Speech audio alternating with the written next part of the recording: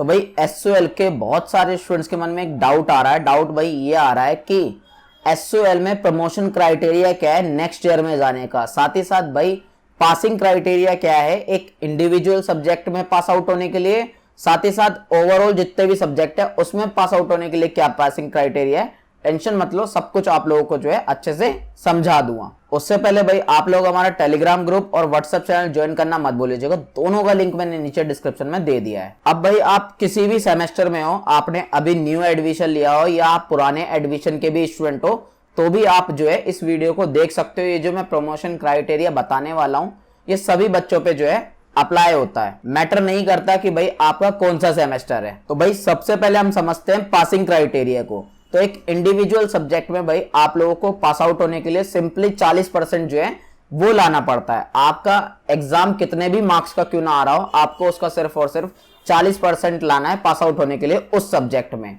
अब भाई 40% से मान लो अगर आप लोगों को एक भी नंबर कम हुआ तो आप लोगों का जो स्कोर दिखाएगा रिजल्ट में वो आप लोगों का 0 दिखाएगा, क्योंकि जो रिजल्ट होता है उसमें भाई मार्क्स वगैरह जो है नहीं होते हैं, उसमें भाई आप लोगों के क्रेडिट स्कोर होते हैं। अब क्रेडिट स्कोर के ऊपर मैं फिर कभी आप लोगों को समझाऊंगा, फिलहाल इतना समझ लीजिए वो मार्क्स नहीं होते, क्रेडिट स्कोर होते, तो उसे डायरेक्ट 0 दे दिया जाता है जब आप फेल हो जाते हो उस सब्जेक्ट में। तो भाई ओवरऑल जो क्राइटेरिया है पास आउट होने का वो भाई ये है कि आप लोगों को जितने भी सब्जेक्ट है आप लोगों के उसमें पास आउट होना ही होता है, यानी कि सारे सब्जेक्ट में आप लोगों को जो है 40% जो है लाने ही पड़ते हैं। ऐसा नहीं है कि भाई आप लोगों के टोटल 7 सब्जेक्ट है तो आप 5 में पास आउट हो जाओगे तो बच जाओगे, या 6 में पास आउट हो जाओगे तो बच जाओगे, या 4 में पास आउट हो जाओगे तो बच जाओगे, ऐसा बिल्कुल भी नहीं है। आपको इंडिविजुअली सारे जो सब्जेक्ट्स है वो सारे ही पास आउट करने पड़ेंगे 40% मार्क्स लाकर। अब आप लोगों के माइंड में ये डाउट जरूर आएगा कि सर मान लेते हैं हम फर्स्ट सेमेस्टर में हैं या थर्ड सेमेस्टर में हैं या फिफ्थ सेमेस्टर में हैं और हमारी किसी सब्जेक्ट में 1-2 सब्जेक्ट में बैक आ जाती है या कंपार्टमेंट आप उसे बोल सकते हो, तो क्या सर हम अगले सेमेस्टर में या अगले साल में नहीं जा पाएंगे? टेंशन मत लो, अब प्रमोशन क्राइटेरिया समझाता हूं आप लोगों को। आप लोगों को बहुत अच्छे से समझ में आ जाएगा कि आप अगले सेमेस्टर में या अगले साल में जा पाओगे या नहीं जा पाओगे। तो भाई प्रमोशन क्राइटेरिया में हाल फिलहाल में कुछ बदलाव हुए हैं, तो मैं पहले भाई आप लोगों को जो पुराना प्रमोशन क्राइटेरिया है वो समझाऊंगा और फिर जो है आप लोगों को नया प्रमोशन क्राइटेरिया समझाऊंगा, ताकि आप लोगों को सब कुछ जो है अच्छे से समझ में आ जाए। तो भाई पुराना प्रमोशन क्राइटेरिया ये कहता है कि आप लोगों को फर्स्ट ईयर से सेकेंड ईयर में जाने के लिए या सेकेंड ईयर से थर्ड ईयर में जाने के लिए आप लोगों को 1 साल के जो है 50% सब्जेक्ट में पास आउट होना पड़ता है। मैं आप लोगों को एग्जांपल से समझाता हूं। मान लो आप लोग जो है फर्स्ट ईयर में हो, फर्स्ट ईयर में भाई आप लोग के 2 सेमेस्टर होते हैं, एक होता है फर्स्ट सेमेस्टर और एक होता है सेकंड सेमेस्टर। इन दोनों सेमेस्टर में भाई आप लोगों के जो है 7-7 सब्जेक्ट होंगे, टोटल मिला के भाई आप लोगों के 14 सब्जेक्ट बनते हैं।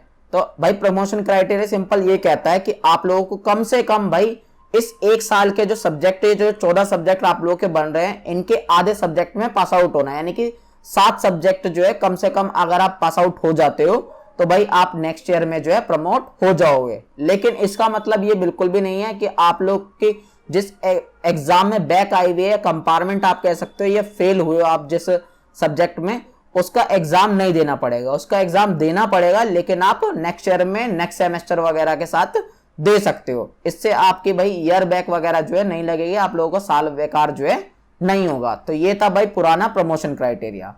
लेकिन जो अब promotion criteria, new promotion criteria है, वो ये है कि भाई जो 50% था उसे बढ़ाकर जो है अब वो 63% कर दिया गया है। लेकिन ये 63% भाई आप लोगों का सब्जेक्ट्स के लिए नहीं है, ये है भाई आप लोगों को क्रेडिट स्कोर के लिए। अब ये क्रेडिट स्कोर होता क्या है मैं और अच्छे से आप लोगों को एक्सप्लेन करने की कोशिश करता हूं। देखो भाई क्या होता है, आप लोगों के पास 7 सब्जेक्ट होंगे एक सेमेस्टर में, पता ही है आप लोगों को ये बात। अब 7 में से भाई 4 जो है आप लोगों के मेन सब्जेक्ट होते हैं, और ये जो मेन सब्जेक्ट होते हैं 3 तो डीएससी का होता होगा और एक जर्नल इलेक्टिव का।